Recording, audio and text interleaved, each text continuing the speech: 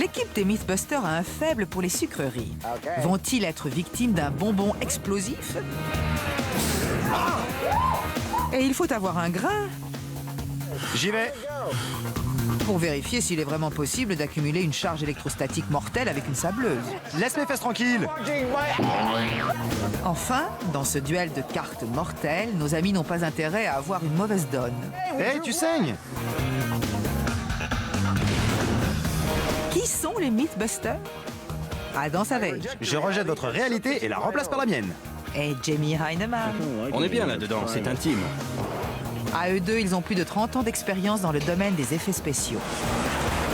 C'était intense. Ils ne se contentent pas de recenser les mythes, ils les mettent à l'épreuve.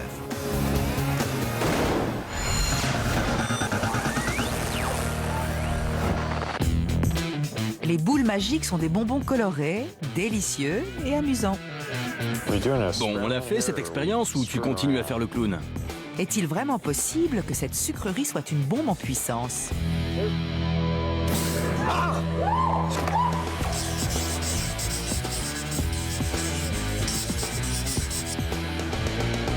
La boule magique explosive. On sait que c'est arrivé, mais on ne sait pas pourquoi. Oui, il y a des preuves et même des rapports de A police. treat for 5-year-old Cameron D. Hall turned into a scary moment after just one lick. And it just blew. That fast. Boom. And he had this jawbreaker in his hand, and he went down to lick it. When he did, it exploded. The child heated the candy in the microwave. Il y a eu un autre cas de boule magique explosive en Floride. The story of 9-year-old Taquandra Digg was burned when her jawbuster exploded in 2003. Hot liquid burned her face. It hurts. It hurts a bunch. Lorsqu'elle a voulu la lécher, la boule magique lui a explosé à la figure et l'a gravement brûlée au visage et au bras, comme si elle avait été brûlée par des produits chimiques. Les boules magiques sont constituées d'un noyau de sucre solide que des couches de sirop de sucre appliquées l'une après l'autre pendant 5 jours font grossir comme des boules de neige.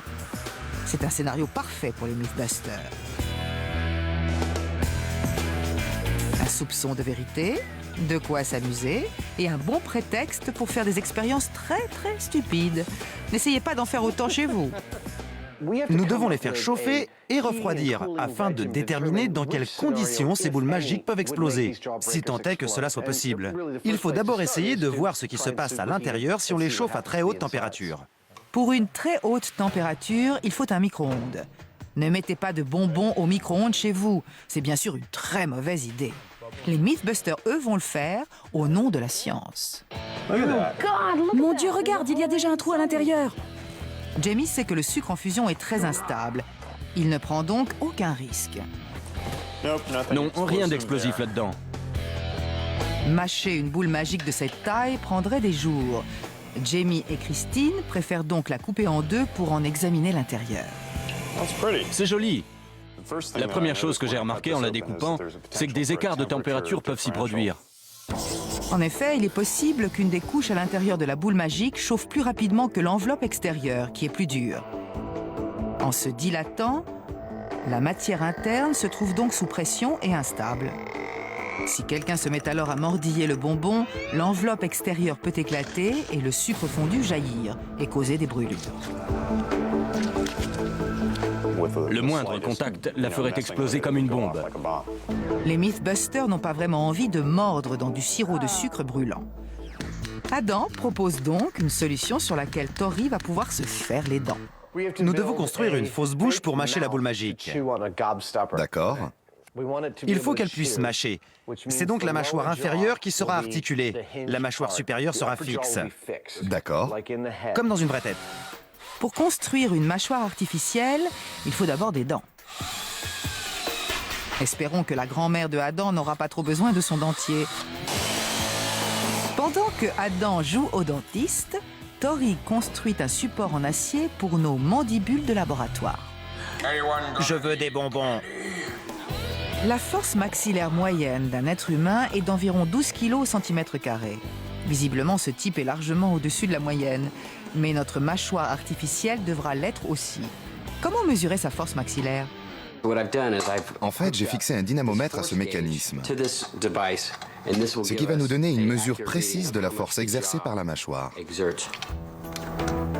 Le dynamomètre numérique affiche la valeur maximale de la force maxillaire mesurée. Oui, ça fait mal. C'est le moment de faire un essai. En utilisant un levier, Tori applique une force énorme sur le dentier. Peut-être un peu trop. Qu'est-ce que c'était? Je l'ai cassé. Tu as cassé une dent. Je l'ai senti et je l'ai entendu partir par là. Il ne faut pas mâcher de caramel dur. Cette expérience nécessite des dents d'acier. Je vais découper des canines. Tori improvise et découpe des tiges d'acier de différents diamètres. Il leur donne une forme à l'aide d'une meule et les soude sur une mâchoire d'acier. Nous n'aurons pas un sourire de mannequin, mais ces mandibules de métal vont permettre de reproduire la force maxillaire d'une vraie mâchoire. Voici les dents. J'espère que ça va marcher. Pendant ce temps, ça chauffe du côté du micro-ondes. Bien, regarde. Seule la couche vert clair du milieu a commencé à bouillonner. Je vais remettre ce morceau sans le noyau pour voir s'il refroidit et si ça s'arrête là. D'accord. Christine utilise un thermomètre à infrarouge pour mesurer la température du noyau fondu du bonbon. 110 degrés Celsius. Oui, il a atteint 110 degrés. Tu vois, c'est vraiment intéressant. Ça montre clairement que cette couche réagit plus intensément que celle qui l'entoure. C'est ce qui provoque une sorte d'explosion. Ça reste vraiment très chaud. On peut se brûler avec. D'ailleurs, je crois que c'est ce que je viens de faire. Chauffer une boule magique au micro-ondes peut donc créer un dangereux noyau de sucre fondu. Maintenant, à l'attaque. Vous me faites tester une boule magique? Jamie charge le mécanisme. Adam appuie sur le levier et la mâchoire d'acier commence à se resserrer. Bien, la mâchoire est au maximum, rien ne se passe. L'équipe essaie encore, mais les boules magiques ne cèdent pas. Peut-être nos amis font-ils réchauffer les bonbons trop rapidement. Quelle est la solution? Le programme décongélation. Voyons si on peut le trouver sur cet engin.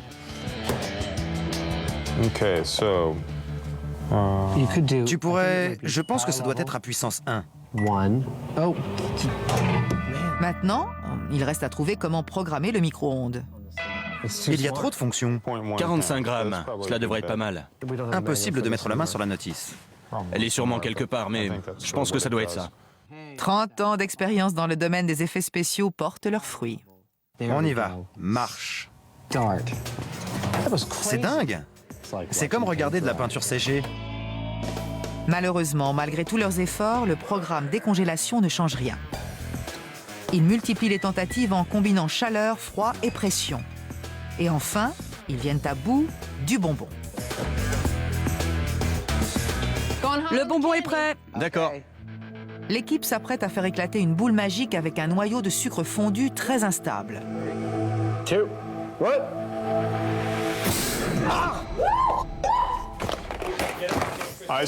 Apportez de l'eau froide. J'en ai pris sur le bras. Christine a été touchée au visage.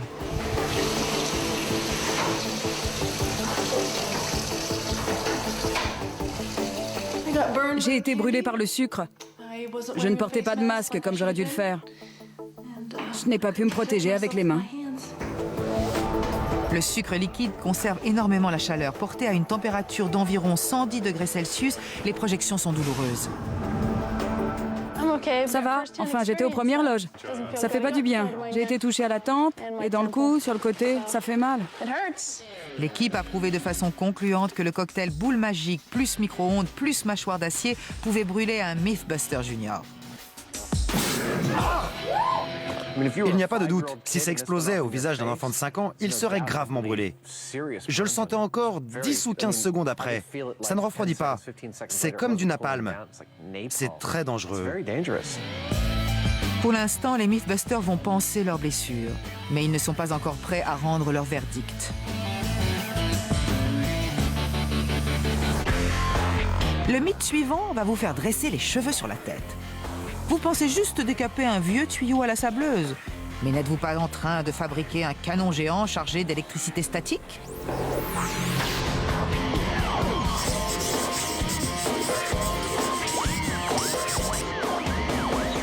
C'est une histoire pas croyable. Une énorme quantité d'électricité statique. Oui, peut-être mortelle. On raconte qu'un ouvrier du bâtiment avait trouvé sur un chantier un morceau de tuyau en PVC d'environ 20 cm de diamètre. Il est un peu sale, mais le gars pense le réutiliser. Alors il le ramène à l'atelier de peinture et commence à le décaper avec une grosse sableuse professionnelle. Il ne se rend pas compte que le tuyau est en train d'accumuler des charges électriques. Et au moment où il le contourne pour prendre un autre outil, toute l'électricité statique se décharge, tuant l'ouvrier sur le coup, comme un canon statique. Un canon statique, c'est un coup fumant. Pour essayer de tester ce mythe, les Mythbusters vont avoir besoin d'un long tuyau en PVC, d'une sableuse pour créer la charge, d'un ampèremètre pour mesurer la décharge et d'une victime consentante pour la recevoir. Il s'avère que l'idéal pour que l'électricité statique s'accumule est d'avoir une atmosphère très sèche, car l'humidité empêche les charges de se créer. Je pense qu'il va donc vraiment falloir isoler la zone où nous allons utiliser la sableuse afin de l'assécher au maximum. Et bien sûr, les garçons laissent ce plaisir à Tori. Ce n'est pas comme si on devait faire une chambre stérile. Tout un atelier à emballer. Un seul homme, seul avec son agrafeuse. Cela va prendre du temps. Jamie et Adam en profitent donc pour prendre l'avis d'une experte. Suzy travaille dans le domaine de l'électricité depuis 15 ans. Alors Suzy, dites-moi comment des charges électrostatiques pourraient-elles s'accumuler dans ce tuyau de PVC? Eh bien, Jamie, comme vous le savez, le PVC est un excellent isolant. Il ne cède pas facilement d'électrons, donc si on le frictionne vivement, il piège des électrons à sa surface, qui acquièrent une charge négative. Le PVC peut donc accumuler de l'électricité. Mais à la connaissance de Suzy, ce type de charge n'a jamais causé de blessure.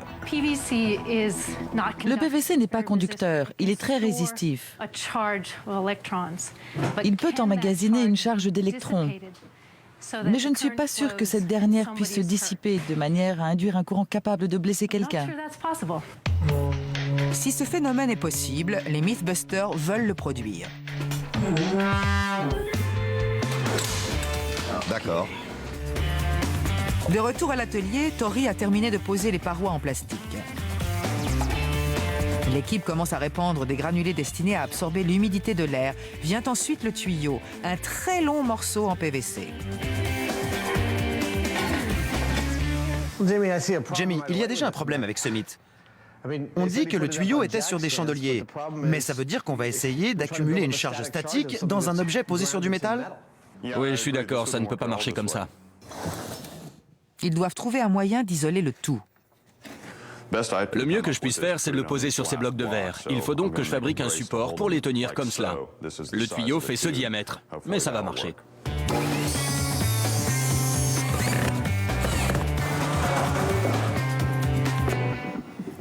Descends-le. Bien, l'atmosphère est donc sèche et le canon isolé. Et maintenant, qui se porte volontaire pour prendre une décharge mortelle? Personne? J'ai fabriqué cette main il y a environ 13 ans. C'était ma première tentative en matière d'animatronique. J'avais une plaque de cuivre et des ressorts. Je les ai assemblés. Je pense que cet objet a vraiment contribué à ce que je décroche mon premier boulot avec Jamie. Je crois qu'il a bien aimé son côté animatronique. Il s'est seulement dit qu'il pourrait toujours avoir besoin d'un coup de main. C'est une doublure parfaite. Il vaut mieux que Adam prenne la décharge avec cette main en cuivre plutôt qu'avec la sienne. Je veux vraiment être prudent avec ce dispositif. Je ne sais pas quelle quantité d'électricité ça va générer. À mon avis, ça ne va pas faire beaucoup, mais on a déjà eu des surprises avec Mythbusters. Et je ne veux pas faire les frais d'une regrettable erreur. Pour charger le canon, l'équipe va pulvériser du sable d'un bout à l'autre du tuyau. Jamie va mesurer la tension accumulée à l'aide d'un voltmètre et un ampèremètre fixé sur la main de cuivre et relié à l'ordinateur de Christine. Une fois qu'on pensera avoir atteint la charge maximale, je toucherai le tuyau avec ça et Christine pourra nous donner le pic d'intensité relevé. C'est à ce moment-là que nous pourrons savoir si c'est réellement suffisant pour blesser quelqu'un. Les lésions causées par une électrocution sont dues au passage du courant à travers le corps. Il est mesuré en ampères. Il est possible de sentir un courant d'un millième d'ampère, soit un milliampère. Jusqu'à 5 mA, la personne ressent un léger choc. 5 à 30 mA représentent une grosse décharge qui perturbera le contrôle musculaire. Au-delà de 50 mA, le courant peut affecter les systèmes respiratoires et cardiaques et s'avérer fatal. Cependant, un canon statique peut-il produire une telle décharge? Bon, j'y vais.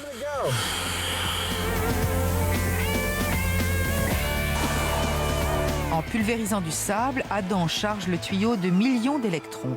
Quelle tension a-t-il ainsi accumulée? Celle-ci se propagera-t-elle dans la main de cuivre?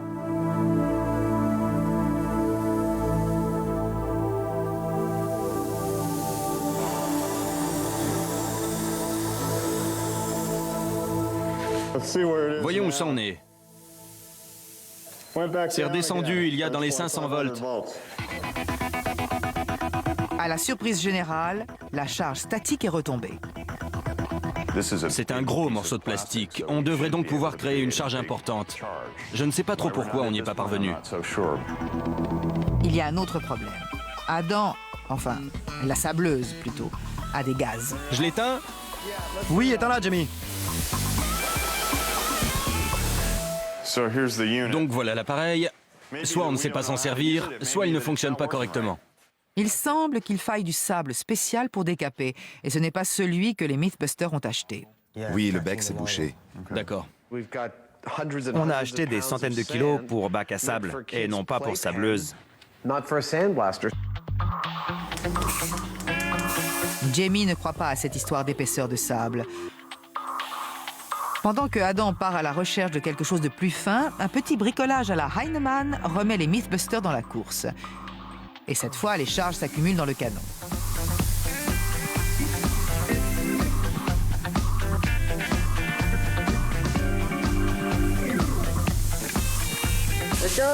J'ai atteint environ 17 000 volts. Au cas où vous n'auriez pas bien compris, c'est bien 17 000 volts. Mais cela suffira-t-il à rendre la décharge mortelle? Christine, on a capté une décharge? Rien, l'écran est vide. On ne dirait même pas qu'on est branché à quelque chose. Je n'ai rien vu, pas le moindre spot. Mais qu'est-ce que tu trafiques? Rien, je le jure. J'ai fait mon boulot. Je n'ai pas quitté l'écran des yeux. J'ai les volts. Où sont tes ampères? Je n'y peux rien. Il n'y a pas de courant, pas d'étincelle, pas le moindre frémissement sur l'écran de l'ampèremètre. À moins que Jamie et Adam ne bricolent quelque chose en vitesse, ce mythe va être la seule victime de notre canon statique. Pendant ce temps, un duel de cartes à mort commence. Paul mouillé. Le disciple se retrouve face à son maître. Vous êtes prêts? Je suis prêt. Oubliez le poker, voici un vrai jeu meurtrier avec des cartes tueuses. C'est vraiment beau.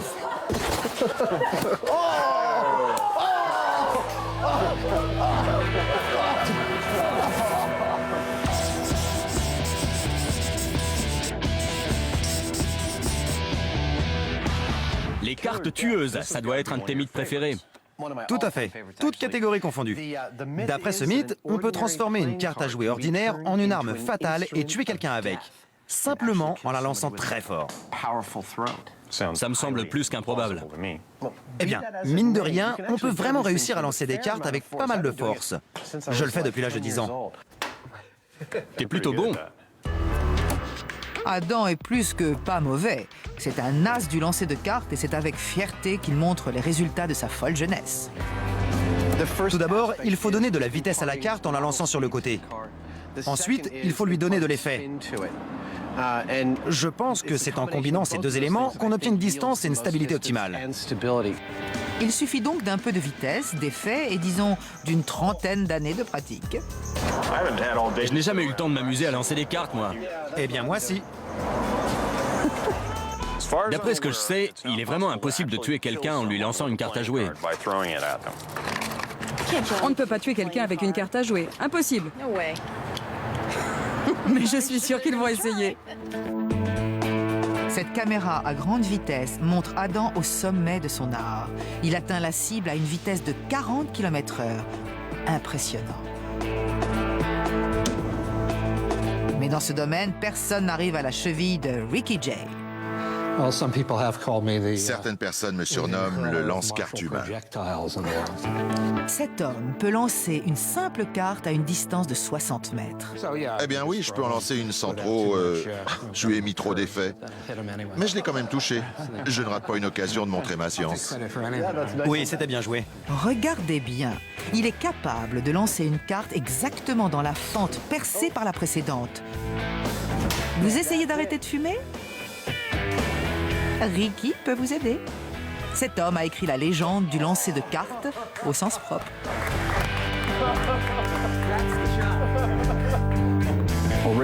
Ricky, vous avez entendu parler de ce mythe selon lequel on peut tuer quelqu'un avec une carte à jouer?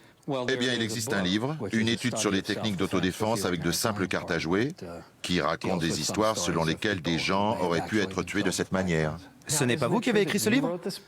Si, c'est vrai. C'est moi qui ai écrit ce livre. Donc c'est peut-être vous qui êtes à l'origine de cette légende. Le contraire me surprendrait. Des cartes tueuses, est-ce possible? Si Adam et Jamie ne parviennent pas à s'entretuer, au moins ils s'amusent. Selon certaines sources non vérifiées, les records des meilleurs lanceurs de cartes, comme Ricky Jay, se situent à près de 145 km/h. Pour ce mythe, notre défi consiste à construire une machine capable de lancer des cartes le plus fort possible. Allons-y. Voici le programme. Les Mythbusters vont construire une machine à lancer les cartes super puissante et la comparer à d'autres armes. Mais devinez, Adam et Jamie ont des idées complètement différentes sur la meilleure manière d'y parvenir. Salut, comment ça va? Le projet de Adam est ambitieux, une sorte de bras bionique. Quant au projet de Jamie, il n'est pas aussi élaboré.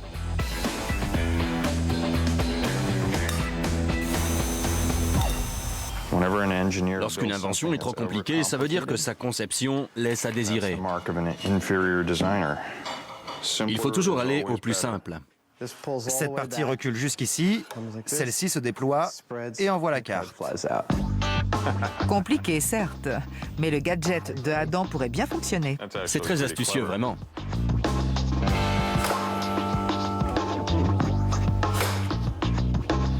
Qu'est-ce qui se passe? C'est de pire en pire. Oh! On dirait que les doigts se tordent légèrement. Eh, pas mal. Adam a vraiment eu une bonne idée. Ça ne fonctionne pas, mais c'était très astucieux. Je ne suis pas satisfait. Comme toujours, j'ai trop fignolé la conception. Trop fignolé. Pour Adam, traduisez par « c'est nul ». Il baisse les bras. Reste donc Jamie. Moins d'élégance, plus d'action. Telle est la devise de Jamie. Cela promet d'être la petite machine la plus redoutable qu'il ait jamais créée. Très bien. Moi-même, je ne suis pas rassuré par cet engin.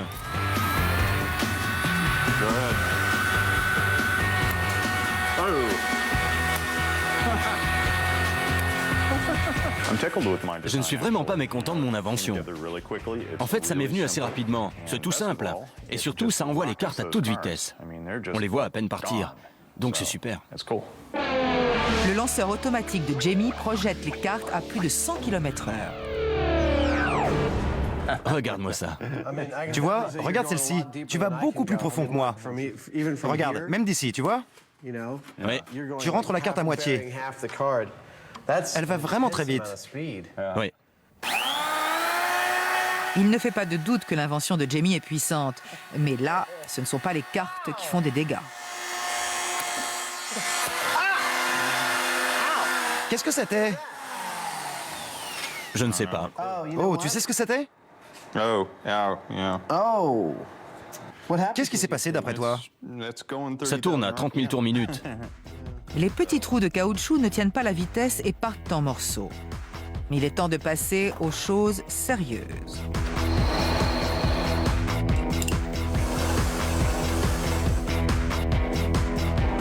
De plus grandes roues suffiront-elles à nos Mythbusters? C'est prêt. Visiblement non.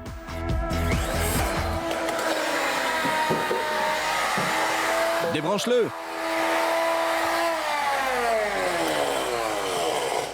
C'est peut-être l'échec le plus rapide qu'on ait jamais connu. Boulette. Je n'aurais pas pu l'attraper. Revoyons cela.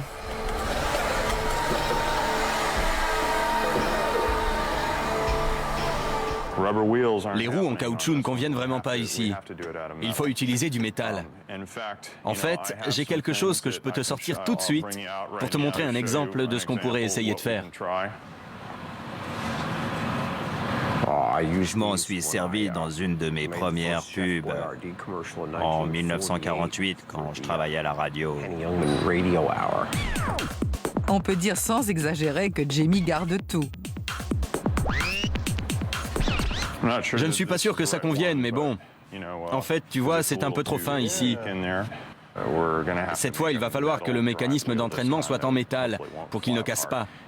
Tu vois, cet engin est soumis à de très grandes forces et c'est assez effrayant. Mais le danger est un élément avec lequel les Mythbusters ont appris à composer. Voici leur nouveau jouet, le champion de tous les lanceurs de cartes. Très bien, essayons. Allons-y. Ouvrez bien grand les yeux, on lance la bête.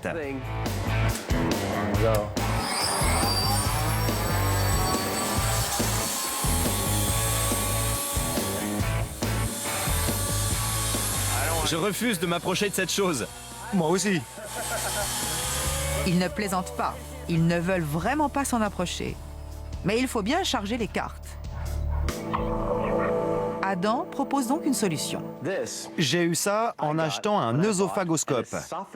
Ça sert à descendre jusqu'à l'estomac. Comme ceci. Et ensuite, on le retire. J'y vais? Oui. Tu veux essayer? Je déteste ce truc. Je sais, c'est terrifiant. Tu es prêt? Oui. Très bien.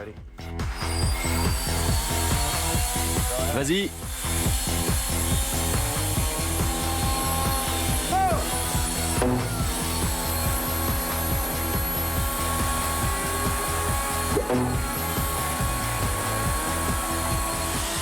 Ça marche super bien. Ah mon Dieu. Celle-ci, c'en est une que j'ai lancée. Et voilà la nôtre. Elle est enfoncée à moitié. Bien, il faut qu'on évalue la vitesse. Oui. La caméra à grande vitesse a enregistré une vitesse foudroyante de 240 km/h. Rapide, certes, mais serait-ce mortel pour autant? Tu sais, la capacité à tuer d'une carte ne dépend pas seulement de sa vitesse, mais aussi de sa masse.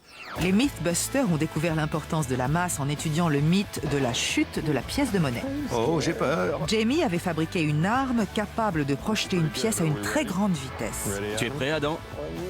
Mais la piécette n'avait aucune force de pénétration. Tu m'as touché exactement au même endroit. Ça ne faisait pas vraiment mal la première fois, mais là, si. Oh, quel bébé. Quand on pèse une pièce sur cette balance, on voit qu'elle fait un peu plus de 3 grammes. Tandis qu'une carte ne pèse que 1,7 grammes à peu près. Oui, mais néanmoins, je pense qu'on doit la comparer à des objets dont on sait qu'ils peuvent pénétrer la chair humaine. Voici une vieille amie des Mythbusters, la gélatine balistique. J'ouvre un paquet tout neuf pour avoir de belles cartes bien coupantes pour cette expérience. Allons-y. Non.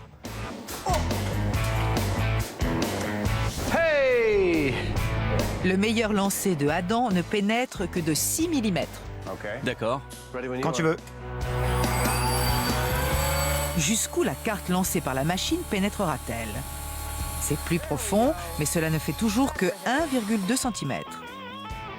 Comparons-la au tir d'un fusil à plomb, dangereux, mais généralement non mortel. Projeté à environ 560 km/h, le plomb s'enfonce de 18 cm.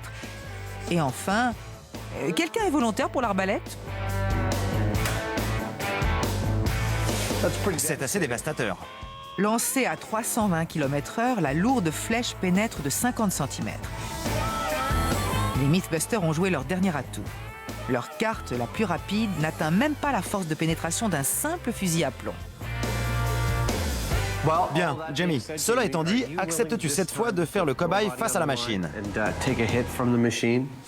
Oui, bien sûr. Ça ne me gêne pas. Je pense que c'est normal que de temps en temps, Adam ait une chance de me faire mal. Il tombe donc la chemise, C'est tellement bien que pour une fois ce soit Jamie et pas moi. se protège le visage. Regardez, il est plutôt bien conservé pour un homme de 83 ans. Allons-y. Jamie paie de sa personne pour que les Mythbusters triomphent d'un nouveau mythe.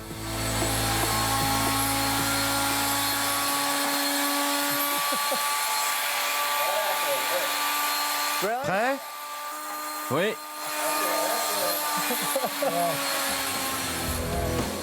Il en reçoit 2 pour le prix d'une. Et on dirait qu'il survivra. Vraiment? Je m'en doutais. Tu as des marques? Hé, tu saignes! Regardez-moi ça! Excellent! On a réussi à faire couler le sang avec une carte. Regarde ici, au bras aussi. Regarde-moi ça! Je crois que c'est la première vraie blessure des Mythbusters, Jamie. Possible. À moins que quelques coupures superficielles puissent provoquer une hémorragie mortelle. Il semble que la carte tueuse soit arrangée parmi les légendes.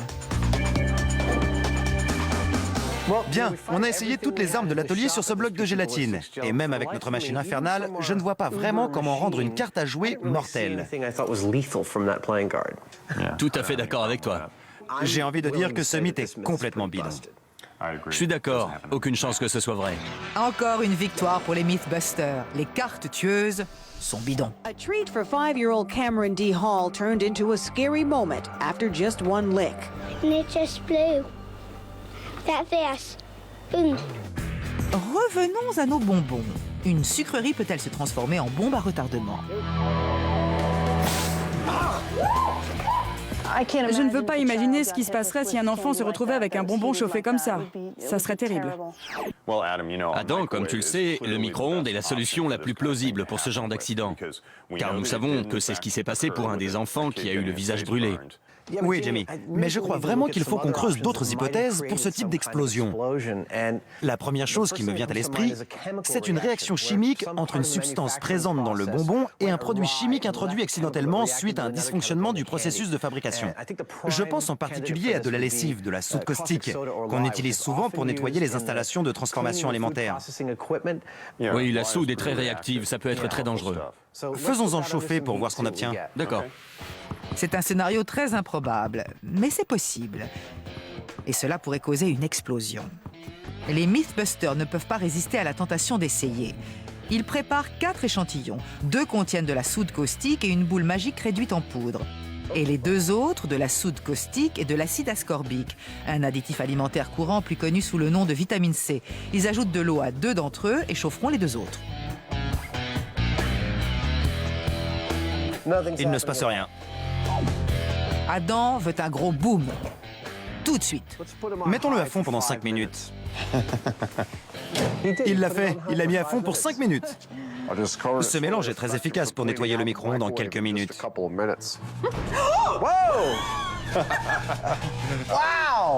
Ok, ça suffit.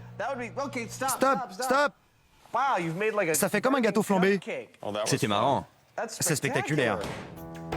Le mélange de soude caustique et de boule magique réduite en poudre se révèle très combustible. Ça a produit beaucoup de cendres incandescentes. Mélangé à de l'eau, la soude caustique et l'acide ascorbique provoquent également une réaction. C'est super chaud. Oui, en effet. On devrait faire chauffer le dernier mélange de soude caustique et de poudre de bonbons au four à chaleur rayonnante pour le porter à la même température que la boule magique. D'accord.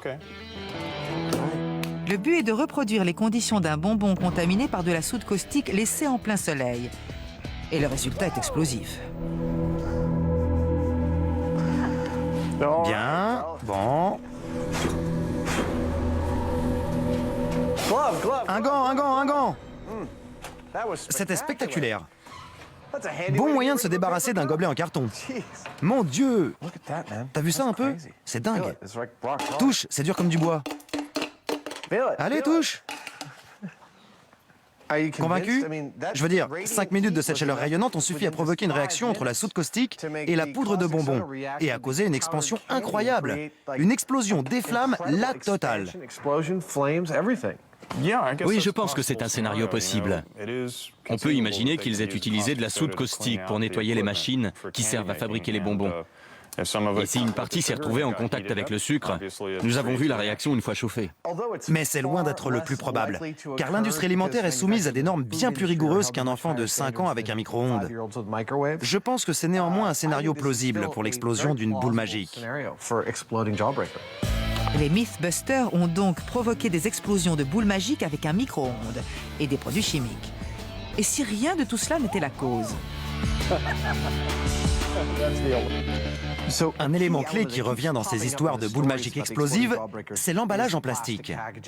Celui-ci pourrait, d'une façon ou d'une autre, concentrer la chaleur et rendre la boule magique plus explosive. On devrait la placer sous une source de chaleur rayonnante comme un grille-pain et l'y laisser un moment pour voir si ça a vraiment une conséquence significative sur le bonbon.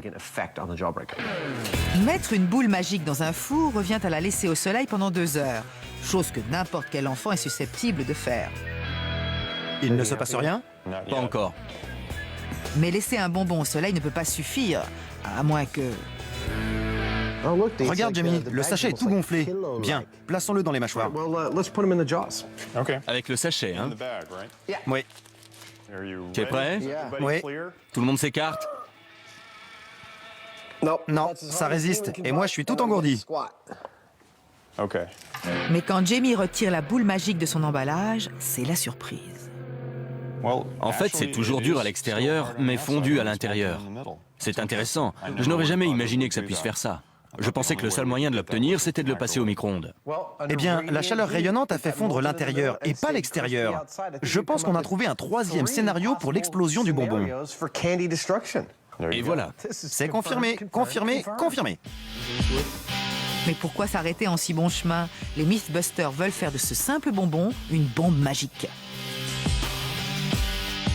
C'est mignon aussi. Mignon, mais mortel. La boule magique de l'enfer. Ce scénario n'est plausible que si on quitte le monde réel pour entrer dans celui de Bip Bip et le coyote. Car je n'imagine pas un enfant lécher un bonbon alors qu'il y a une mèche qui en sort. Ce scénario n'a rien à voir avec les différentes histoires que nous avons pu analyser.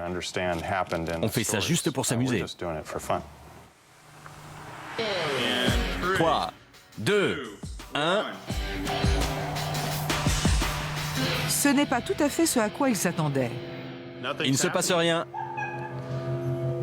On pourrait avoir une pile neuve. 2e essai. Tout le monde est prêt? Compte à rebours, s'il te plaît. 3, 2, 1...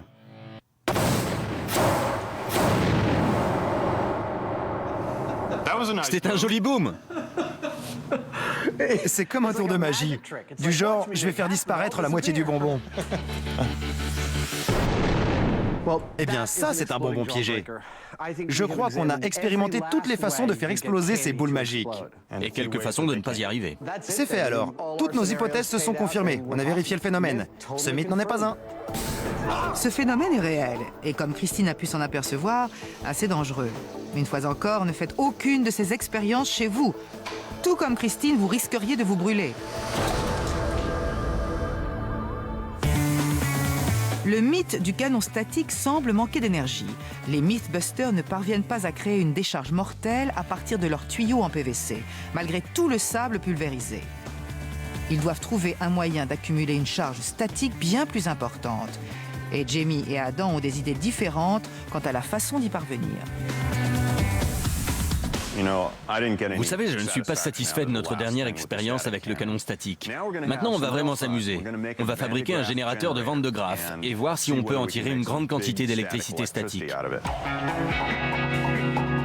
Un générateur de Van de Graaff est constitué d'une courroie qui transmet une charge électrique d'une brosse située au bas d'un long tube à une autre brosse, située à l'autre extrémité.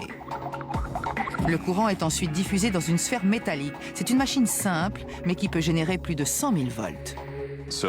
Au sommet, on va mettre une sphère en aluminium et en fait, tout ce qu'on a à faire, c'est de mettre une courroie là-dedans. Ce sera sans doute le plus difficile, car il va falloir qu'on le fasse nous-mêmes. Les Mythbusters vont donc essayer de fabriquer un générateur de Van de Graaff pour créer une grosse décharge. Scotty commence la courroie à l'aide d'un tour. Waouh, des serpentins. Carrie, quant à elle, s'occupe de la courroie. J'essaie de couper le vinyle avec précision, sinon Jamie va être furieux. Voyons ce qu'on a là. Un gigantesque globe de métal. Voilà quelque chose que Jamie n'a pas en magasin. Il a donc dû en commander un. La courroie sera actionnée par un petit moteur électrique. C'est un treillis de cuivre que nous allons transformer en peigne collecteur d'électrons. Ces petites franges servent à les recueillir et à les piéger.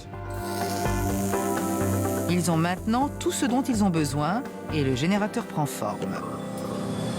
Et voilà le travail. Mais Adam n'a pas abandonné le canon statique. Il a l'intuition qu'il ne manque pas grand-chose pour créer la décharge fatale. Revoilà nos bonnes vieilles astuces à la Mythbusters, avec notre ami la bouteille de Lyde, l'ancêtre du condensateur.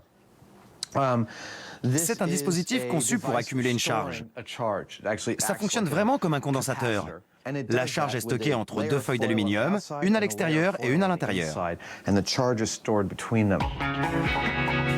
Les deux feuilles d'aluminium peuvent emmagasiner une charge non négligeable. Le voltomètre indique environ 5000 volts. 5000 volts, pas mal.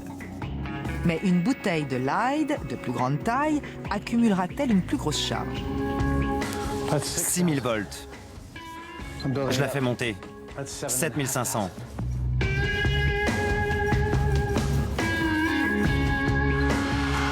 9500. Le but est d'emmagasiner le maximum d'électricité statique. Or, il y a un très gros tuyau dans l'atelier d'à côté. Salut!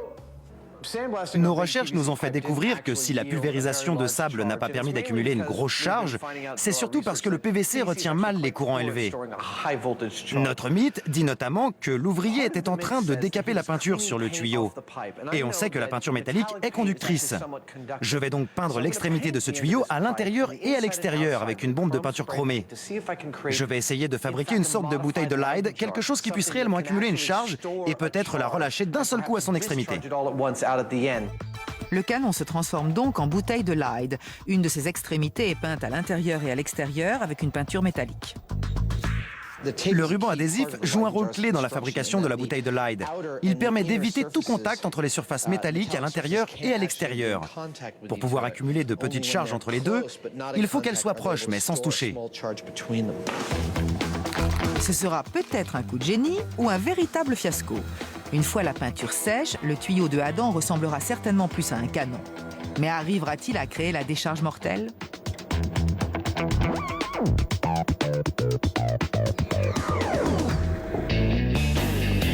De retour dans le secteur de Van de Graaff, le générateur prend forme.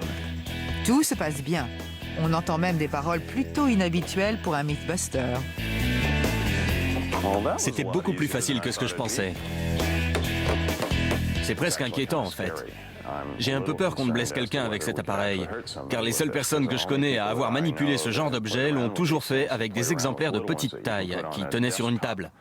Celui-ci n'est pas vraiment petit, je ne sais pas ce que ça va donner. On va bien voir. Vas-y, branche-le, et sois prête à le débrancher très vite. D'accord.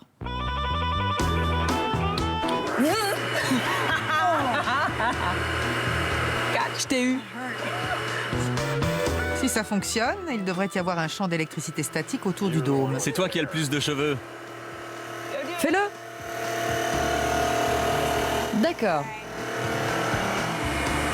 Mes cheveux vont se dresser sur ma tête? Wow, c'était grand comme ça. Oh mon Dieu. Ça suffit pour aujourd'hui, non? Je vais m'en aller. Et maintenant, pour votre plus grand plaisir, une blague bien classique. Adam, tu peux vérifier, ça ne marche pas. Je ne sais pas ce qui cloche. C'est ton générateur de Van de Graaff? Oui. Pourquoi il ne marche pas? On n'a pas encore trouvé pourquoi.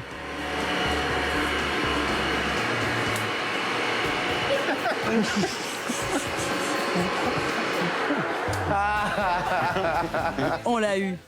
Ce n'est pas très spectaculaire. Non, pas très. Comme de se prendre une décharge avec un tapis. Oui. Donc, tu as fabriqué une sorte de tapis géant. En réglant la position des brosses à l'intérieur de la machine, il devrait être capable d'augmenter la tension générée. Attends que je sois dessus pour brancher. Perchée sur une boîte en bois, Carrie n'est plus en contact avec le sol. Les charges s'accumulent en elle. De quoi vous faire dresser les cheveux sur la tête. Je le sens. Tes cheveux se dressent encore un peu plus. Oui, ils sont bien dressés. On a 50 000 volts.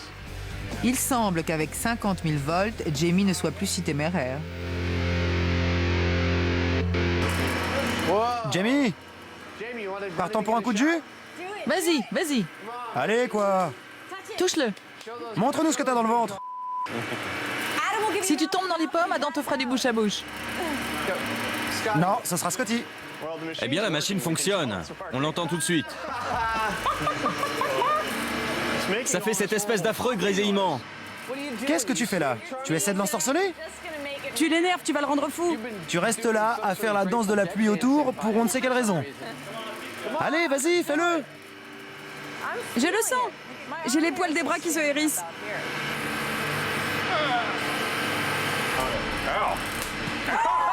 Tu l'as eu, celui-là? Maintenant, c'est au tour de Adam de grimper. Je sens sa force. Je sens sa puissance. Laissez mes fesses tranquilles. C'est un jeu sans fin, mais le générateur de Van de Graaff est loin de renforcer la crédibilité du mythe. La charge est forte, mais le courant est si faible et l'impulsion si courte que cela n'a rien de dangereux. C'est Dieu créant l'homme à son image. Eh bien, Jamie, d'après nos appareils de mesure, des centaines de milliers de volts sont en train de traverser mon corps. Et même avec ça, bon, ça fait mal. Mais ce n'est pas mortel, et ça n'a rien d'un coup de tonnerre. C'est vrai. Je peux m'en aller maintenant? Tu peux t'en aller. Mais personne ne va nulle part avant qu'il ne soit venu à bout de ce mythe, ou de Adam. A-t-il fait de ce canon statique une arme mortelle grâce à la bouteille de Lyde?